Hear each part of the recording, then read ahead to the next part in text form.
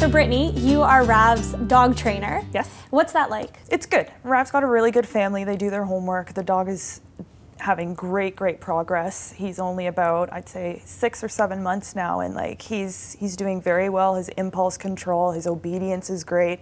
The kids can even walk him without having to have their parents supervise them and stuff like that. So it's definitely a good experience for everybody, I think. Very nice. And how did you get into dog training? Well, I always wanted to work with animals, and it started out with me wanting to be a vet, but I didn't want to put animals down. So I ended up going to school for human resources and went a completely different direction, but I didn't like working in an office. So I ended up taking an apprenticeship when I was about 23, and I did that for about 2 years, working with retired police dogs and training in the sport of Schitzend. And we did scent detection, stuff like that, but I found I didn't really like working with the working dogs because it wasn't as much fun.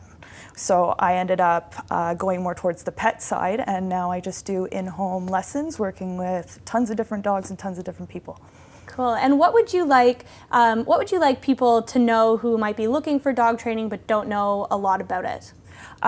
Main thing is to do your research. So there's a lot of trainers out there who don't really have the same experience, but the industry's not regulated. So you could print a card tomorrow and you are just as qualified as I am, even though I have about 10 years experience. So definitely look at the reviews, talk to the trainer, figure out by the way they sound, if they sound intelligent, if they sound like they know what they're talking about.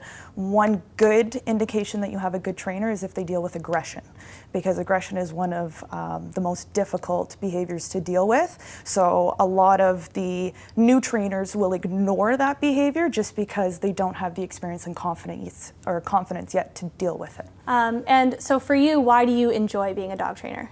I love being outside. I love being with animals. I love working with different kinds of people, and just the genuinity of dogs and how much they want to work with you, and they love to have fun, and it's way better than sitting in an office. Brittany, what would you say to people who have a dog and feel like their dog is so misbehaved that there is no point in getting them trained, or they're untrainable? What would you say to someone like that? Every dog is trainable.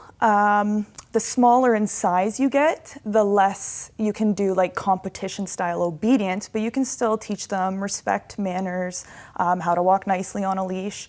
But the main thing is that you do your homework and that you practice and you don't get frustrated and you work at the dog's pace. Just like people, dogs learn differently and faster than others. So you have to have that patience, that consistency, and just practice until the dog learns how to do it on its own. So a lot of that falls onto the owner. Yes, you could pay me $1 million, but if you don't do your homework, I can't help you.